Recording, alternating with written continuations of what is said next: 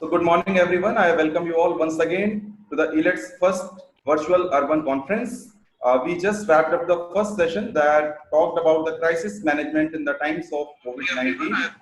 In this session, we are going to talk about the future of smart cities, urban development post-COVID, smart solutions, and future projects. So in this session, we have panelists from different states as well as another international speaker who has joined us. So we have Mr. Salil R. Srivastav. He is Additional Chief Executive Officer of Atal Nagar Nawa Raipur Vikas Pradhikaran from the government of Chhattisgarh. We have Mr. Muhammad Nazir. He is Managing Director of Bangalore Smart City from the government of Karnataka. We have Mr. Antoni Vives. He is Chief Urban Development Officer from NEOM, and he's also former Deputy Mayor of Barcelona, that is World's first smart city. And we are also joined by Dr. Binti Singh. She is an author and urban sociologist, and she's also faculty in one of the renowned institutes in Mumbai. And this, again, panel discussion will be moderated by none other than Dr. Ravi Gupta. He is the founder and CEO of Elets Technomedia Private Limited. He is also the editor-in-chief of all the Elets publications, e-governance, e-health, digital learning, and banking and finance posts. Over to you, Dr. Ravi Gupta. Thank you, Arpit, and thank you all the eminent speakers for joining us, and thank you all the audience for joining us and giving a small context to this Elets Urban Summit. Elets has been publishing a magazine called eGov for last 15, 16 years, and we are bringing out the 200th issue of the eGov magazine this month. This is India's first and Asia's first and only magazine on e-governance for last 15 years. And this is our mission to spread the ideas of innovation and governance. We have been relentlessly working on it for ages, and we have been working in the print medium. We have an online portal on e-governance and smart cities, and we have social media channels on Facebook, Twitter, Instagram, LinkedIn, where we disseminate ideas, experiences in each field of urban innovations and smart cities. And in this context, Elets has taken this endeavor to organize this session virtually on urban, where we have different cities and academia representing and discussing about the COVID-19 situations and the lessons emerging for the urban sector. So to start with, I am requesting our eminent speaker, Salil Srivastavji, who is the Additional Chief Executive Officer of Atal Nagar, to talk about his city experience in this COVID-19 situation. Salilji, welcome. Hi, very good afternoon to all the panelists and to the viewers. First of all, I thank you, Dr. Gupta, the Elets, for inviting me and allowing me to make presentation on the issue. In fact, post COVID-19, rather during the COVID-19 when India is concerned, I think there are a lot of changes which needs to be done in the planning and solutions for the smart cities. At the same time, whatever capabilities we have right now, we would have utilized to the fullest and make use of the technology wherein it could really serve the people and the administrators in such pandemic situations. So I'll put up a few slides wherein I will explain how things were done in Naya Raipur, and then we can. Is my screen visible? Yes. Okay. Perfect. So Naya Raipur is a new capital city which has come up only in the year 2004-05, which is with planned starting. And in fact, by 2012-13, we completed the basic infrastructure. Total area is 237 square kilometers, with core area is 80 square kilometers. So after doing the basic infrastructure, road, water, sewerage, electrical, that basic part of it, we moved on to the next level where ICT enablement was done. And we right now have an integrated command and control center which comprises of the solutions which encompass the city surveillance system, where we have put about 300 cameras in the city, where all entry exit points are monitored, where all major areas are monitored. There are use cases also which we monitor and have the SOPs. We have ITMS, Intelligent Transport Management System, where we have the city buses and the bike sharing system all monitored online, and other things are also online there. We have utility management system, where we have water SCADA, electrical SCADA, and sewerage SCADA, and these are operational SCADAs where we could remotely control also. And we are also monitoring the quality of water when it is distributed to various distribution sectors in the city, in 40 sectors. The intelligent building management system has been executed, where building services are monitored in few buildings, not in all buildings. The data center and the smart network, what we have done is we have laid dedicated optical fiber network in the city. And the data center is an integrated data center where all these services are integrated. So in such a situation, the response starts from crisis management, but extends to, health, law and order, supply chain, economic impact, and employment. And therefore, such situations make us to rethink on what we have done and how we should move ahead. And it gives us lot of learnings as well. So this is the place where we have been monitoring the movement of the people as well as the quarantine areas through the network and the system. The analytics alerts like crowd gathering, congestion detection, all that was prevalent in the system, and therefore we could monitor it through the system, and the SOPs were triggered. Monitoring of social distancing during lockdown 3 and 4, we did it. So surveillance, soft part of it, or ICT enablement, has really helped us in the pandemic situations. We have the network controlled LED street light throughout the city, which is almost 80 kilometers.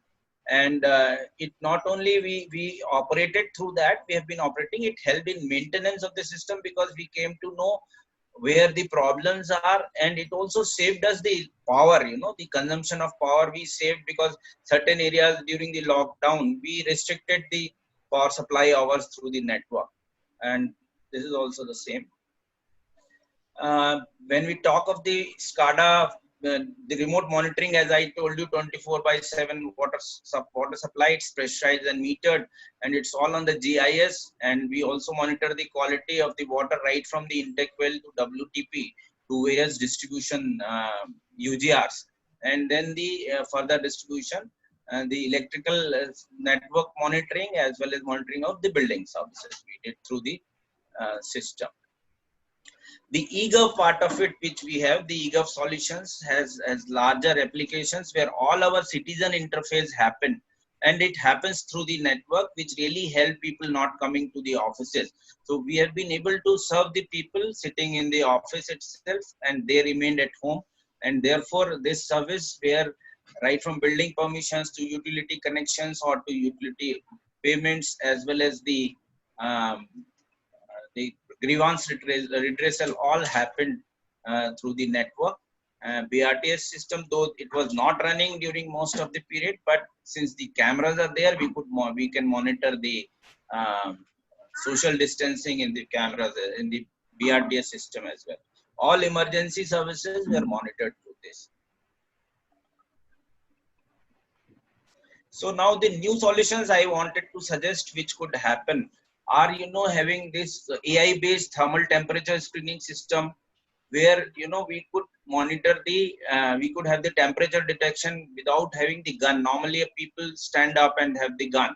Here the thermal cameras are available, wherein we could connect it to the network, and every individual is also, it recognizes the individual, and therefore the data is kept regularly. Particularly, this is useful to the offices where every day the staff is coming, and this could be the order of the day, where you could monitor any individual if he's having any issues. This could also help in the attendance and all, the attendance of the office.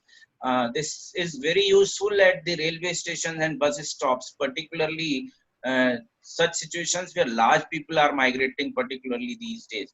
And these days we have advanced thermal cameras also available, which could recognize the people who are wearing the mask, and then we can have the data and future in predictive analytics also it could help.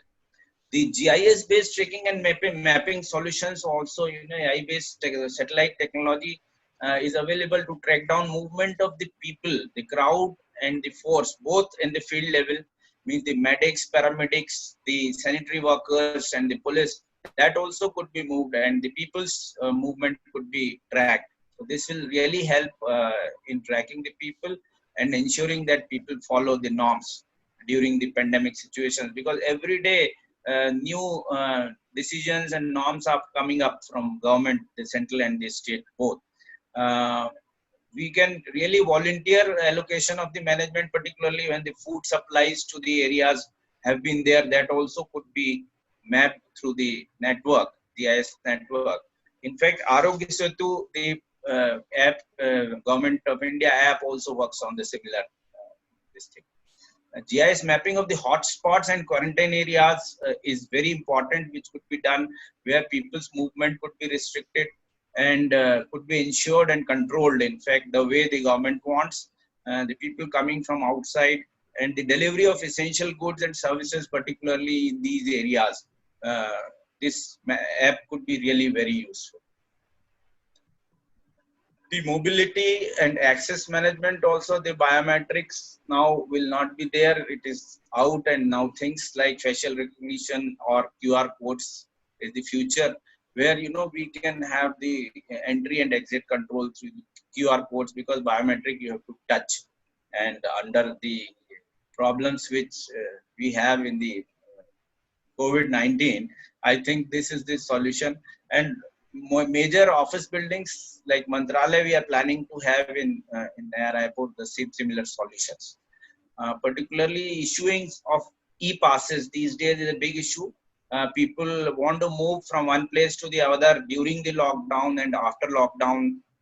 So this has been a big issue, and I think e-pass could be a very good solution, and I think the service provided could be planned, managed as per this.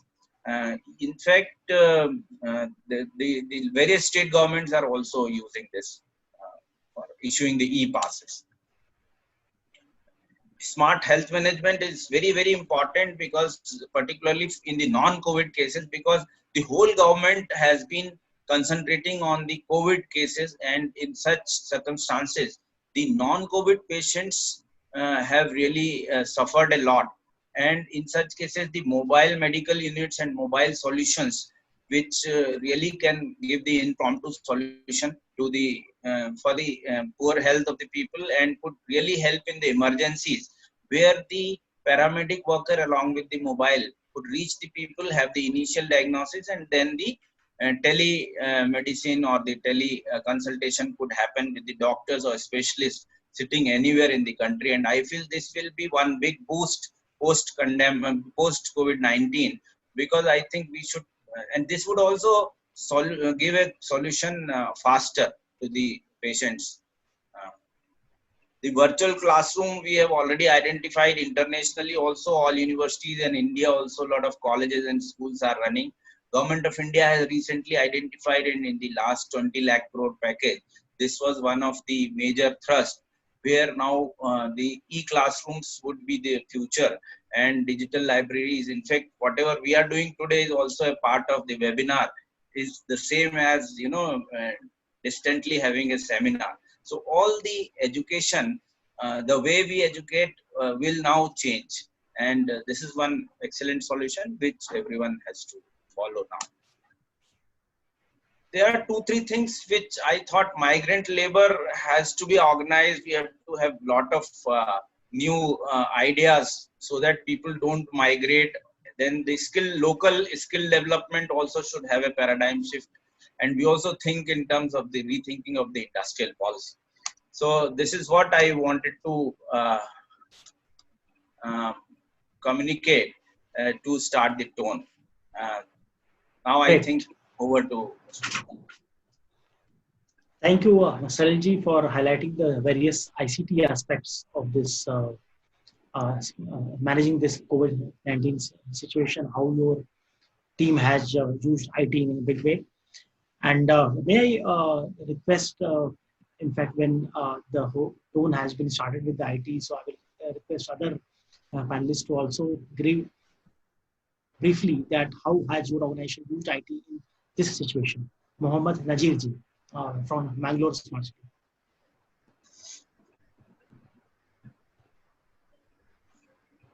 Thank you for the opportunity.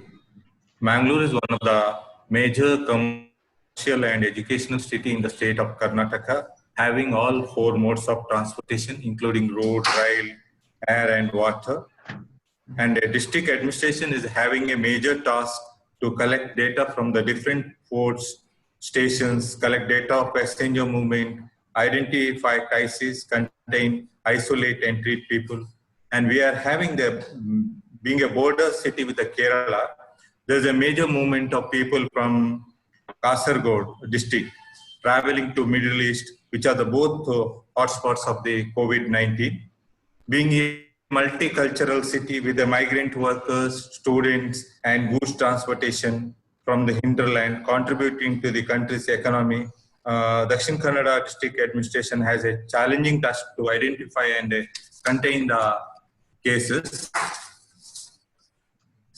into the existing facility in the governance, providing data transparency and one-touch solution to its citizens for everyday need. The project of the smart city is under implementation, stood up to the call of the nation in this challenging time by making its integrated command control center as a central war room to the district administration for their fight against the non-visible challenging coronavirus.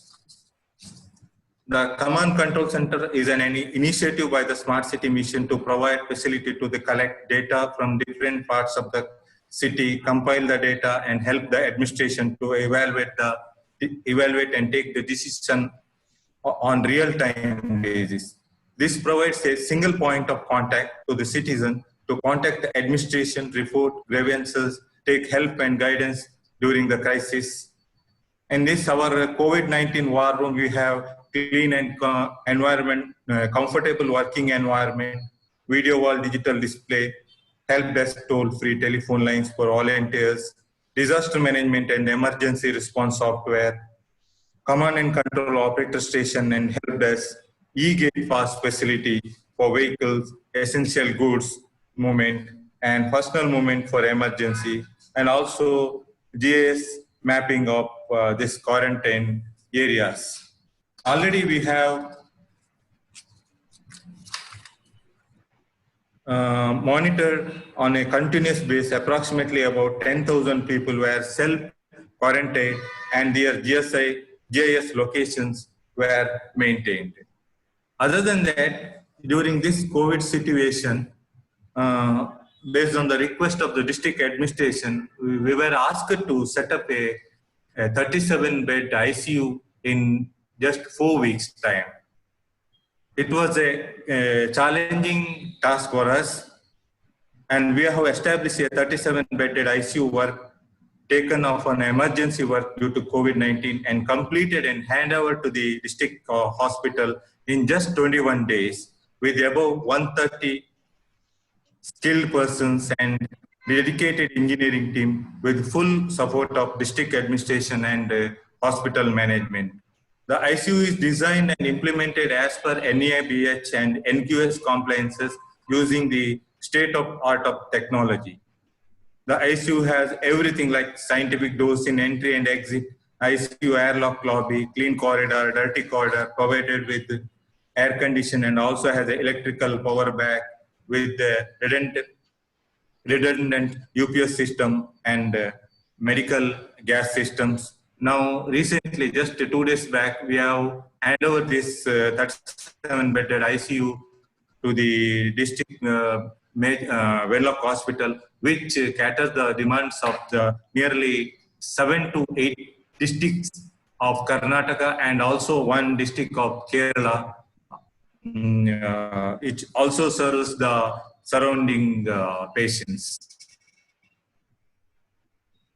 And coming to the next, the today's topic is that the future urban development, smart city, and post-COVID smart project and smart solution. Mohammed Nazirji, just Shall a I second. stop at this moment? Yes, or? yes. Like I will come back again for the future, future step. Like the first round, we are talking about the what has been done right now, and in the next round, we will discuss about the future.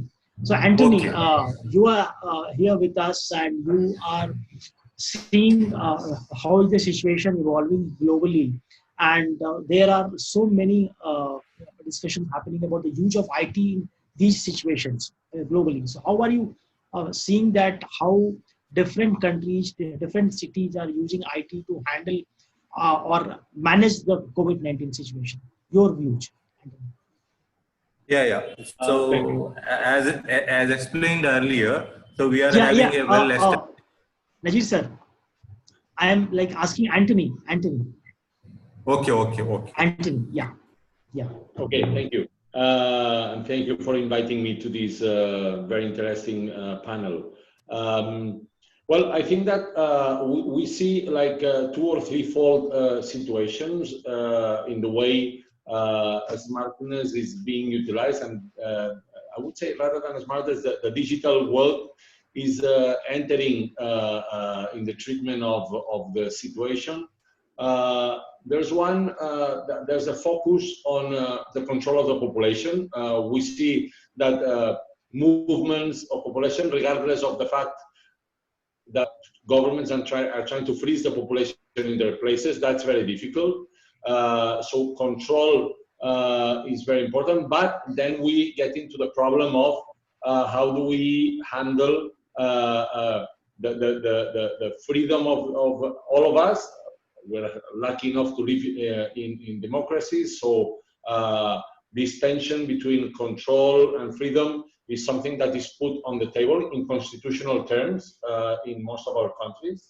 The second element, very, very important, is how smartness allows us to track the pandemic with very clear benefits. I think that India is a very good example in which the command and control centers created by the Smart City Initiative have represented a great advancement in terms of being able to track the pandemic, which means that then you can put in place solutions that are good for all of us.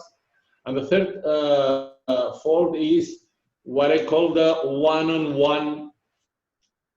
This capacity, the digital era allows us to have a global approach to a problem, I would say socially, but also a peer-to-peer, meaning that we have people, grown-ups, people living alone in harsh situations that, thanks to the smart service, social smart services, allow us to approach them in a way that we can treat them individually. This is new. This had never happened before. And I think that these three elements give us quite an idea of how smartness is giving us chances to attack the situation. Sure. Thanks, Antoni, for highlighting this new way of dealing with a pandemic, and new ways are emerging globally. May I request Dr. Binti Singh that your perspective on how various cities or various departments are handling this COVID-19 situation, and what has been the role of IT. So these are the brief remarks like expected. Binti, please. Please unmute yourself. Unmute. Yeah, thank you. Thank you. Thank you, first of all, for giving me this opportunity to talk, to be part of this esteemed panel.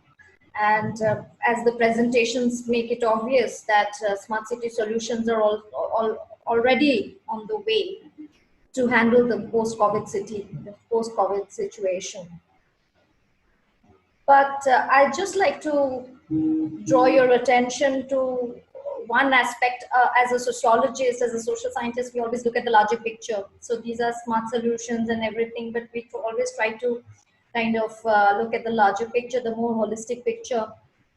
So I think these are testing times, and this is the time to really test what we call the social contract theory. That is the social contract theory between the state and the citizens, which is actually operationalized as something known as the localization of SDGs, the social, the Sustainable Development Goals. So now is the time to really merge and converge all the goals together and let citizens come together. So I have been a big advocate of participatory planning and decentralized governance from the very beginning. And these are testing times. I mean, we cannot just rely on one particular government or things coming from the centralized structures that we have. It has to go much below. Citizens have to come together. It is the time for community action. It is the time for government and community to work together at the local level, at the ward level, the micro, meso level, whatever we choose to. And digital technologies, I think, are very good, very helpful. They are enablers. They help us to connect, and we have to make best use of them. Already city administrators are, as the presentations make it clear, that things are on the move. I think what we need to put in place are the better interfaces between how to make community action possible, so that people can handle their own problems with little bit help from outside. So, and that is possible with digital technologies. It's a very, very big enabler, but it has to also be inclusive. Sure. Great. Thanks, Dr. Bendy Singh, for highlighting this social aspects. And in the beginning also, when Mr. Salil presented, he was talking about in his last slide, the challenges. He was talking about migrant laborers, employment issues and stuff like that. So I am going to ask him this round of questions. The tougher ones. The first round was the easier ones. That was the easier question. This round will be the tougher questions for our panelists. That this situation of the COVID-19 has created a global disruption.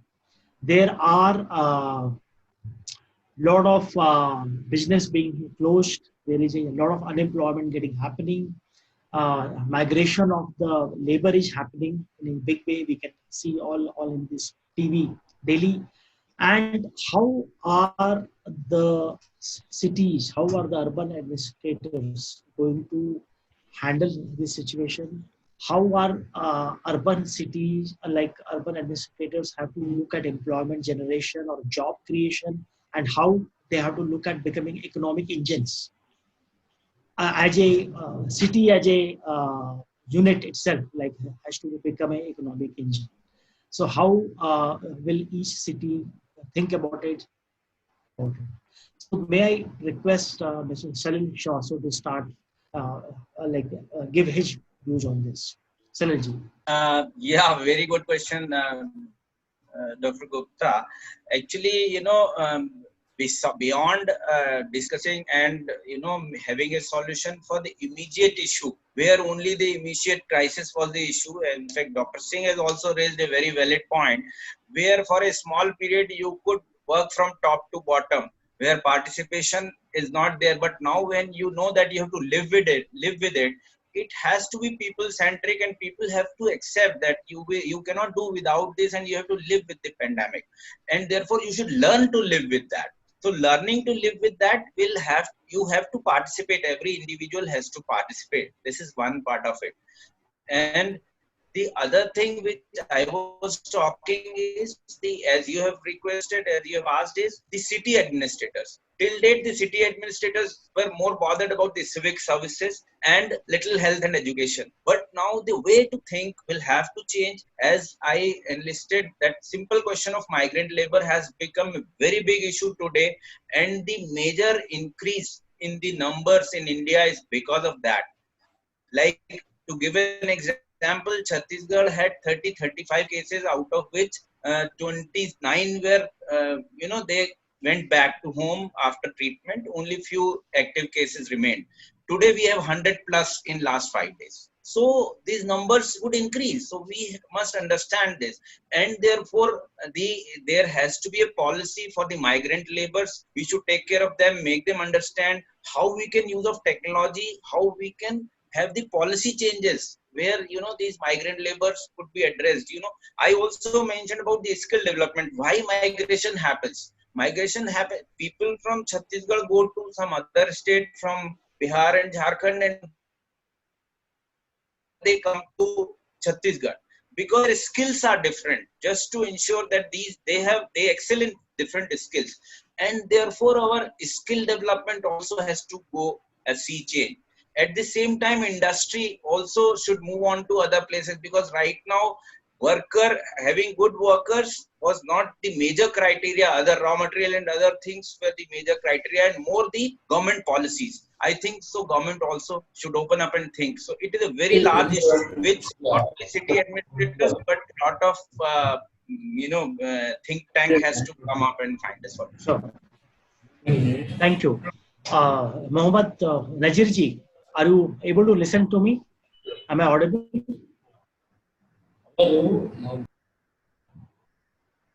Hello, Najirji.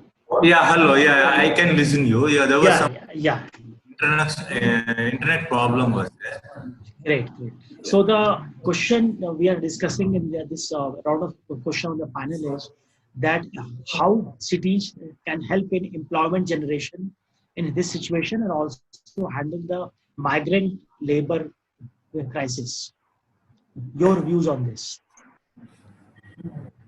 Yeah, Gupta sir. Now during this COVID-19 season and even after COVID, we have got a lot of challenges, both in terms of smart city project and even urban development projects also.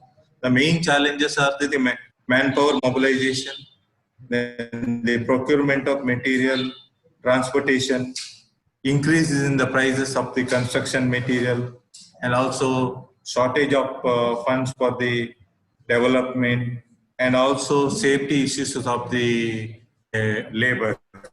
So my suggestion is mainly to the labor issues, because the cities like Mangalore mainly depends on the migrant laborers. So we have to bring those people, already they are left to their places. So we have to provide necessary passes to get the workforce on site. Then assuring the labor safety against the pandemic, revisiting the safety aspects of the labor, and also when it comes to the construction material also, there will be a heavy rise in the heavy increase in the prices of the material also. Allocate the construction material means at a regular regulation prices, and also incentivizing the contractors who complete the project within the time, and also minimizing the hand tools, means individualizing the hand tools, mandatory registration of the Arogya Setu for all laborers, and also the those who are involving in the construction work. So which will help the to project run very smoothly and effectively. Okay, great. May request Antoni to talk about this issue. We have talked about in the last panel also, and you have given your perspective. If you look at there is a discussion happening that because of this situation, there will be a rise of digital, more digital adoption will happen. So digital jobs will increase. But there are many other jobs which are going away. A lot of jobs are going away. Restaurants, malls, cinemas, all are closed. So there are many factories, many industries which are still closed. in India and globally also. And a lot of businesses are getting bankrupt daily. So there are no easy answers, of course. So how do you see this way out in this gloomy situation, and what is the role of a city administrator in this situation? Well, this is a very deep question, and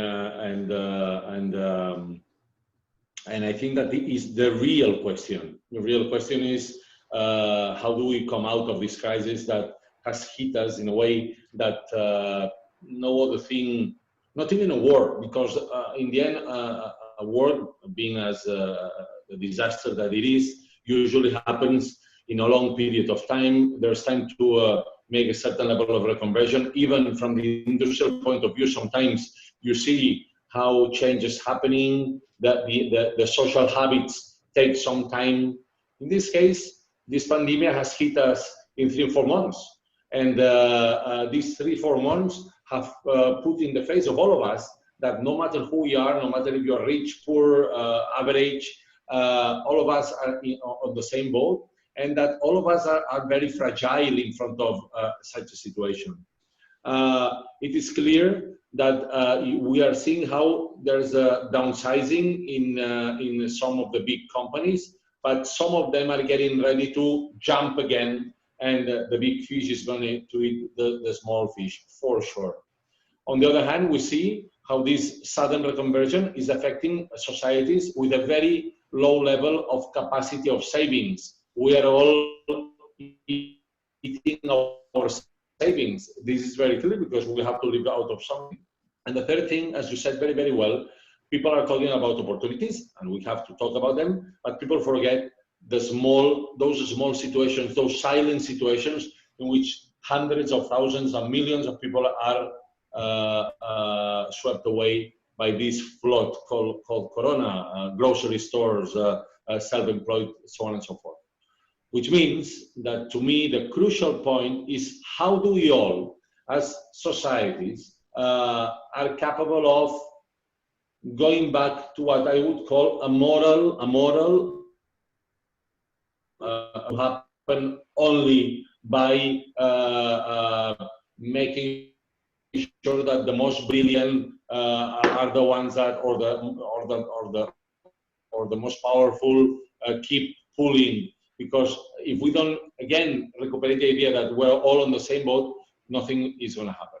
Once having said that, it is clear that those countries, in this case like India, that have a youth more prepared to get into the digital world, to work in digital solutions, to work in the smartness, and we were saying before that the social smart city should be the one kicking in. Those countries with a stronger healthcare public service, those countries with a strong social public health, social public civic service are the countries that will do best. And we're seeing that all over the place. And finally, also the role of municipalities. The more decentralized the countries, the more power we put in those places that are closer to citizens, regardless of the size, even those track and to take care of the population better. Regardless of that, these are the key factors that are going to make possible a positive change. Otherwise, the comeback is going to be very, very, very, very tough. You are talking about, Antoni, that decentralization is key, empowering the municipal corporation is the key, participation is the key, Yeah. the engagement is the key here, Yeah. right? And focus on, of course, a strong focus on health sector Yeah. is a very, very strong Yeah. requirement in this Sure. situation. Dr. Bente Singh, my question to you is that as a person who is looking at the social issues, what is the social or socio-economic impact of Corona as you see? What is the rise in unemployment as you see, and what are the possible solutions as you see? Dr. Bente Singh. Very tough question. Yeah, so like I had told you in the beginning, Yeah. like this round is a tougher round. Okay. Yeah, I will please. take, I will just pick up from where Antoni has left. You know, Yes, it's yes, those yes. countries that have a robust social infrastructure, the ones that have already their infrastructure, and by infrastructure I don't mean only physical. Actually, the problem with our planning paradigm has been that it has been always very engineering driven. It has always been very top down and engineering driven, and we have, it's only of late and only after 1992 the earth summit, and we have been talking of sustainability and climate action, and now we are talking of resilience. But Indian society and Indian people have always shown resilience. We have always lived with very, very little resources, and we have come back powerful and more victorious. But that is because of compulsion, because we don't have any choice. So what we need from our system, as a, coming back to the social contract theory, this situation, this kind of situation actually puts to test the social contract theory which we have between citizens, and it is the state ultimately that has to take care of its citizens that are vulnerable, that have lost jobs. I think I have written many articles on how this COVID has actually brought these issues to the fore, the fracturedness of our societies. You know, the digital jobs that we are talking about is also this, there's this division between mental labor and manual labor, right? Digital jobs are for those who thrive on those industries that make it possible for digital technologies to. What about the other services, the essential services that we are now calling, without which the cities will not run? And that those are physical labor, that is manual labor, that has nothing to do with digital technologies. No matter how many apps we create, that, you know, the garbage not collected, segregation has not happened, or transportation processing, whatever, I mean, those are apps. But again, those apps create divisions. I mean, the front runners are the ones who are actually doing the mental work, I mean the manual work, the physical labor of it. So of course, so now we realized who the COVID warriors are, and we have been celebrating their services, and these bring out the fractures of society, the fractions, the deep divisions that we have in our already segregated societies. So the ones who will be hit hard are the ones, as Antoni has mentioned, the ones without any reserves, the ones without any savings. And now hoteliers are coming forward. Yesterday I heard this report that in Karnataka they want, in Bangalore, hoteliers are coming forward that yes, they want to open the hotels, this, that, because they have robust associations. But the informalized laborers, I mean, the ones, for example, the domestic help who works in your home, they do not have voice, they do not have associations, they are the most badly hit. And badly hit not only by economically, the social and psychological costs are enormous, escalating. You know, the rising cases of anxiety, mental depression, domestic violence, overall violence, strife. How safe is it going to be? I mean, can our CCTV cameras save us from not getting robbed on the street? Can it? I mean, that's a question I have in my mind. You know, so yeah, the escalating costs for society, especially like ours, which does not have a robust infrastructure. I mean, not only the physical infrastructure, which we are in the process of making, the public metro railways and all this that have come to a halt, but what about the social infrastructure, health, which has been perpetually neglected, and education? Now we are talking of digital education and all that. That's fine, that is okay, no problem with that. But then health has always been a neglected area, always. But now this disease has actually put it on the center stage. Now we have the hard facts in front of us that health cannot be secondary, health is primary. Great. Thanks, Dr. Betty Singh, for highlighting this neglected aspects like health and education, which have been neglected. And I was discussing in the last panel that should health be an important agenda agenda formally of the urban administrators. Till now, health has been the agenda of the Department of Health in each state or the Ministry of Health at the center, but not of the urban department. So, does it require a rehaul or not? So that is the question. In fact, I would like to add, I have written in my book, The Divided City. I think you have a copy of that book. Of colonial planning, it came from the concerns of public health.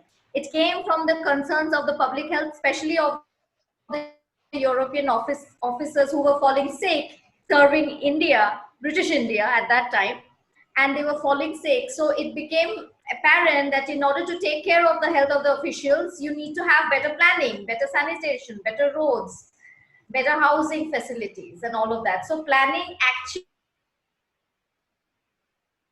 emanates from the concerns. But I think emergencies like this, not only now, but in other points in history, like the Spanish flu, the cholera, and tuberculosis, even if you see a disease like tuberculosis, it spreads in dense living conditions. And I mean, the slums of, there have been research which has proved that the SRA buildings are the thriving grounds of tuberculosis. So design, city design is definitely connected with public health. There have been tons and tons of research. I think now this health emergency has brought back those fundamental questions which we were just neglecting because we were going in a different direction altogether. Yes. Thank you, Menti Singh, for highlighting this aspect of health, which is important and it is the center of the debate. So I'm going to ask the last round of questions to the panelists. They are perhaps a bit easier, but not so easy also. So this is the last round of question which I'm posing, and this is about that everyone talks about the new normal, that everyone talks right now. We have to live with it. We have to live with Corona. There's no going away from it. We can't stop the economy because of Corona. So open the offices, open everything, open shops, open the mall. You talked about open the hotels, everything you open. We will have to open because we either people will die of Corona or people will die of hunger. So we have to balance between Jan and Jahan, life and livelihood. So what is the new normal in this situation when we have to live with Corona? So how will the city administration, the city manager, the city head, their jobs will change to live in the new normal, and how the new work profile of the urban administrator will emerge in these times of COVID, where we are going to live with it for next 1 year or 2 year, or we don't know when the vaccine happens. So, Salilji, the question is, what is the new normal and how are we going to deal with this? Yeah. Dr. Ravi, I feel this is even tougher than the earlier question. No, but COVID-19 has really given a very big question to us: how we live, how we travel, mass transport or your own transport, how you work from home or in office, how you shop, either go to malls and shops or online, how you socialize, and how you plan things. You know, the planning will go a sea change, a big change. Internationally, if you see, China and US, the problems which US faced, as was discussed, that manual food. Earlier, people sitting the service area, the service sector was the priority, and they were the leading money earners. Now we have realized that the work front or the factories also are important. So it has to be a mix of the two. When you said when the economy gets reset post COVID-19, so economy is going to get reset now. Same thing would happen to the cities, as we have discussed during the course of the webinar, that health is going to be a priority sector, even education. I would again point out the same thing, that if you are able to digitize each within your city, if you are able to digitize, because like we are doing in all smart cities, we are digitizing each parcels, having it on GIS, we are digitizing each individual. I give you an example of South Korea. South Korea has digitized each individual, and with the face recognition they can identify where an individual is. They have the health systems, whatever health parameters for any individual you can find on the click of a button. What is the educational parameters, what is the social and family parameters. So if I feel, in a single line, if you ask me, if you digitize things, that would not only help you in raising to such pandemic situations in a better way, at the same time the data which you will help you in data analytics, and then predictive data analytics, without leaving health education. Every civic aspect is important, including health and education and transport. That is my parting. Sure. Perfect. Thanks for adding that last word called transport. In this situation, I think for the first time we are realizing how important is the transport, where everything has been closed. Trains are closed, airlines is closed, buses are closed. You can't move out, and then you realize what is the importance of transportation in life when you have taken it for granted all your life. Digitalization is the key in the new normal. May I request Mohammed Nazir, MD of Mangalore Smart City, to talk about what and how you are going to see and handle the new normal. Mohammed Nazir. Yes, sir. So I'll just restrict my suggestion to the urban local bodies and smart city project. So we have to give importance to the health infrastructure project and also online services to the public to reduce the footfall and to travel. Also, we have to encourage to the digital payments and also adoption of smart solution for ease of life, taking up the project which generate ample employment opportunity, urban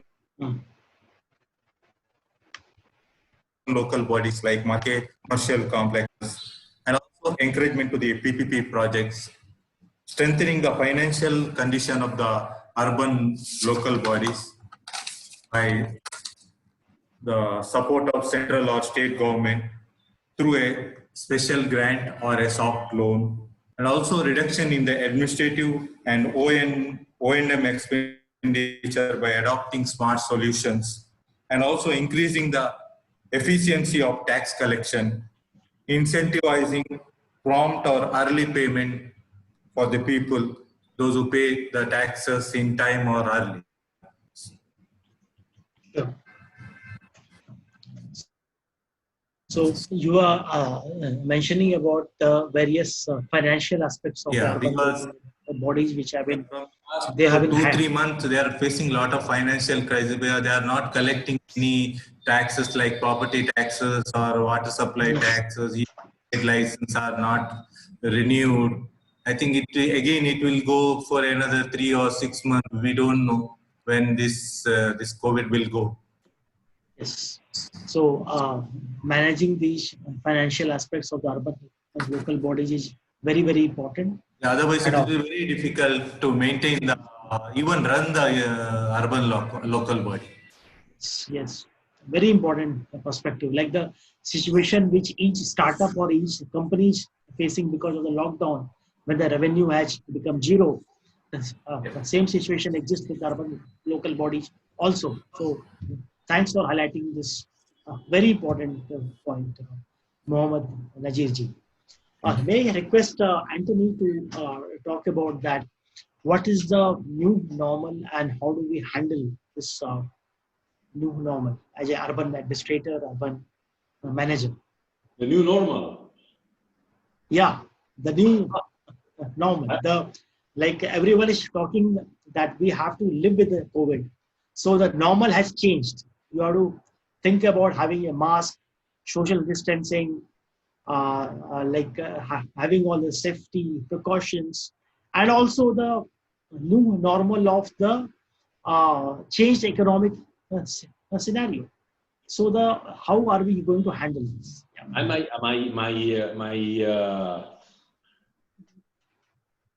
my love for if you want to call it this way, liberal social democracy makes me very suspicious of this new normality. Many people like to write about the compromise between freedom and security, and we have seen how in these last 3 months or 4 months, fear has been the theme, no? And how fear has embedded, has entered in our lives in a way that is amazing. I mean, even though I'm not in Barcelona right now, but talking to the family, the way in which people have give up. A few months ago, we were fighting for independence, and all of a sudden, everybody's at home for a kind of fear that nobody can really. And we have been following these orders blindly, which is okay. I'm not saying that we don't have to do it.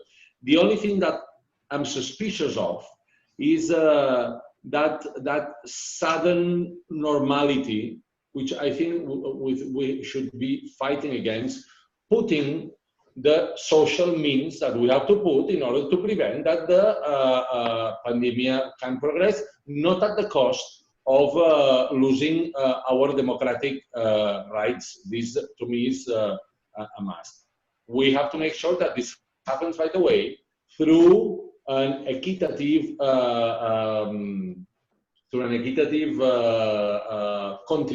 contribution to the sustainment of the public services. We have to make sure that those that have more can contribute more, and those that have less, the ones that are suffering more, can get most of the benefits that we have to have. Because if we all go out of this together, the new normality is going to be better. So I'm resisting against the new normality based just on fear, social distance. By social distance, what we're saying is that we're not going to have any kind of proximity. The best social distance that I can think of is when I hug my daughter. So that's the social distance that I want. So I think that we should, if we have to, and here we have sociologists, and we have public administrators, and we have people that devote their life to communication. I think that we still have to find the correct wave of communication and social interaction to talk about the normality. What I know is that now we're not dealing with normality, and we will have to fight against those that want to impose us a normality that has anything to do with the kind of social experience and human experience that we want to have. To close it, to loop it with smartness and digital, I think that, and as I said in the other panel, if we have a social approach to smartness and to the digital world, some good solutions can come out from that. If all that smartness is devoted just to control, that's going to be a disaster. Perfect. I think thanks for pointing it out, Antoni, that we have moved from a wave of there were processions happening for independence. I remember some procession was happening in Spain also on this. And I was suddenly, using it as a metaphor. It's a metaphor. Right? Every country, but in my society, all of a sudden, nothing. Boom! It means that we still have some automatisms that are related to, in the case of Spain, to autocratic, non-democratic societies, and we have to make sure that these kind of automatisms are not recuperated with the excuse of coronavirus. Because if that's the normality, I prefer the risk of having the illness rather than giving away my freedom, my democratic freedom for that. I think that there's a deep issue in here to be talked about. I agree, Antoni, and thanks for highlighting this, that we shouldn't lose our democratic values in these times of corona. We have to maintain that. We have to respect the citizens' right of privacy and freedom, and also work on living with corona, not uh, one without the other. We have to have, Exactly. we No have to compromise. no compromise on democracy, no compromise on right to expression and freedom of expression. Mm. Yeah, so very important point. Thanks for highlighting, Antoni. And also Benti Singh, your views on the new normal and living with corona. Living with corona, the new normal. The new normal also keeps changing, you know. It's a kind of society's response to situations that are thrown up. So new normal keeps changing. And I think as a society, as a people, we should be very flexible to adopt to certain, and we are. I mean, history is testimony to that. And yes, as Antoni has raised, I think I will also go back to the same. I'll just expand his points. So we have to reimagine. I mean, it's striking a balance. So it's not social distancing, it is sociable distancing. So physical distancing at the same time maintaining collective action together. So can you hear me? Yes, yes, yes. Of Yeah, course. so social distancing does not really mean socially distancing. It means physical distancing at the same time working collectively as a society, state and citizens together. So the community action and the community citizen engagement, which Smart City Mission has as an important pillar in its manifesto.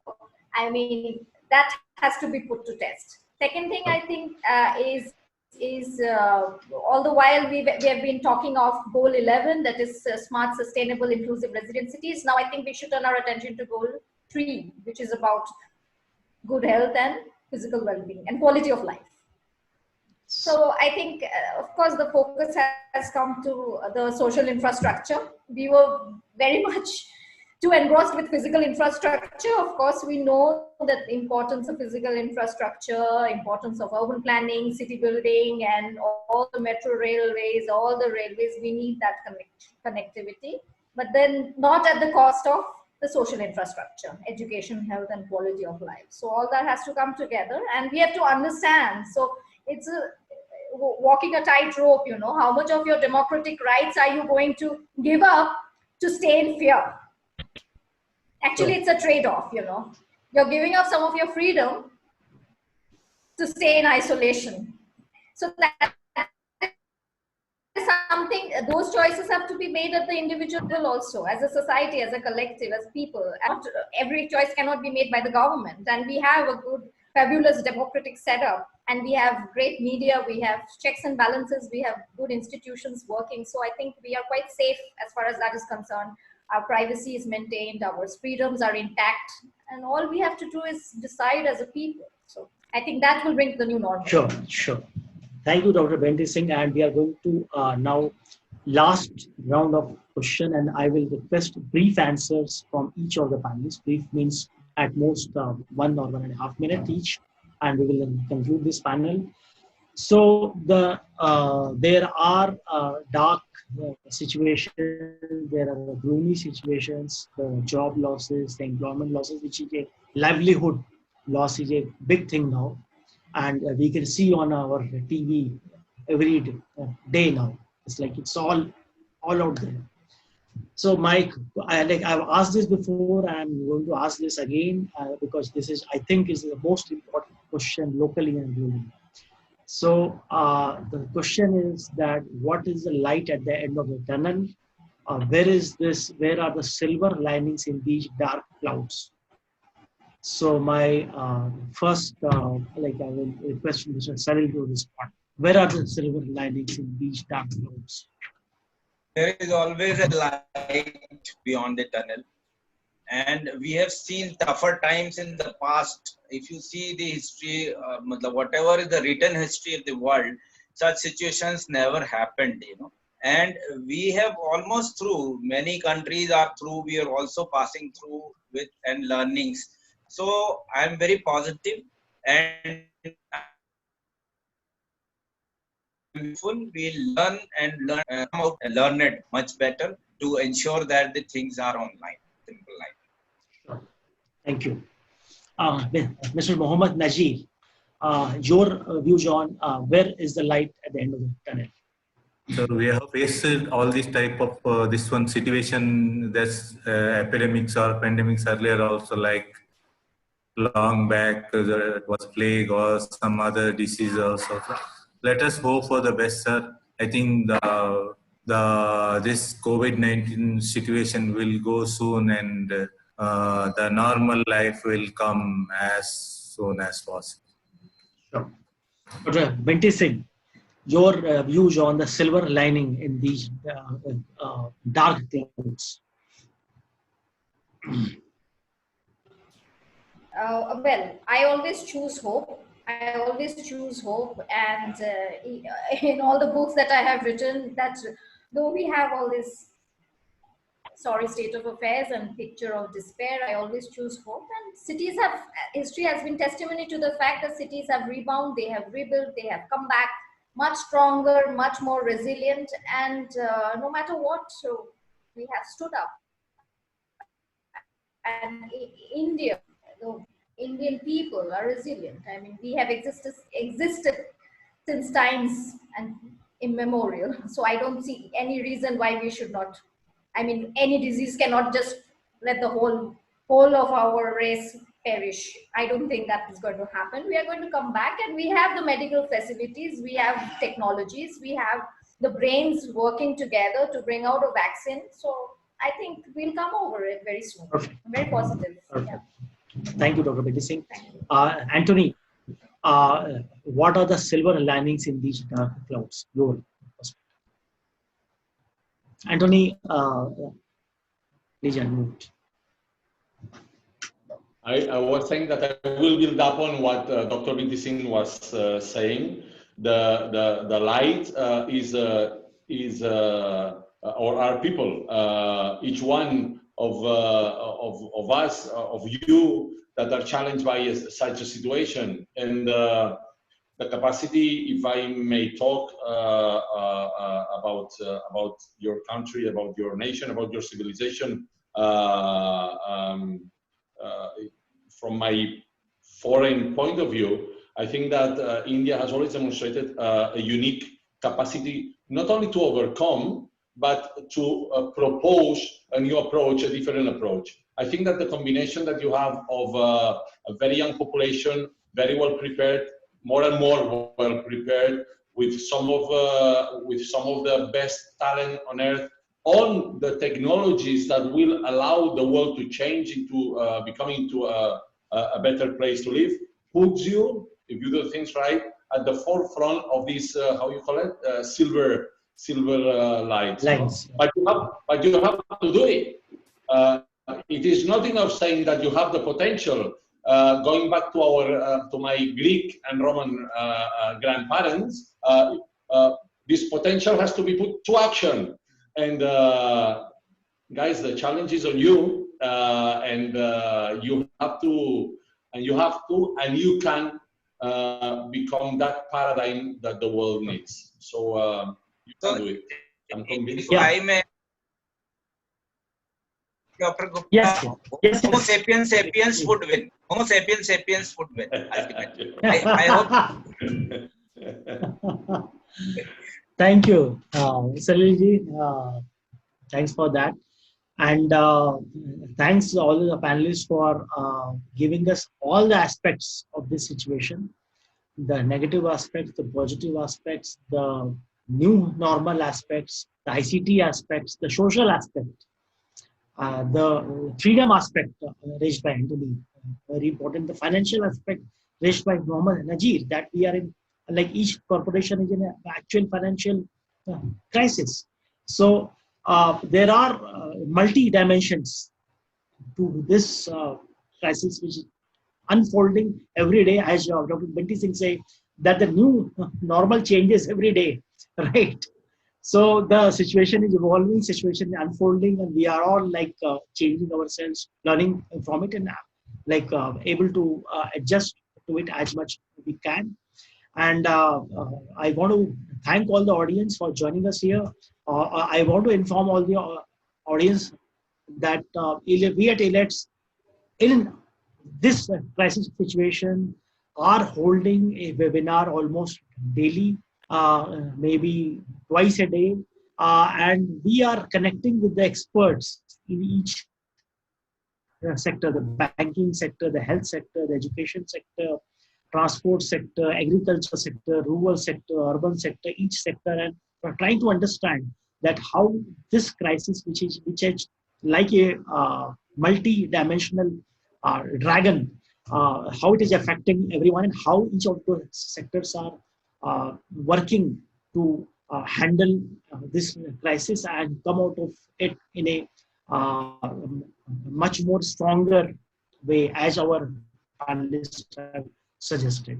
So I am giving, I request all the audience who are watching us live on the Facebook and on Zoom to subscribe on our Elets Technomedia handles on Facebook and YouTube and LinkedIn, and you can see all our past webinars of last 1.5 months. We have conducted around 150 webinars till date and connected several, more than 200 officials across this country and many officials outside India also. Like today, Antoni has joined us today. I am handing it over to Arpit to give the closing remarks, and we can then close this. Arpit, please.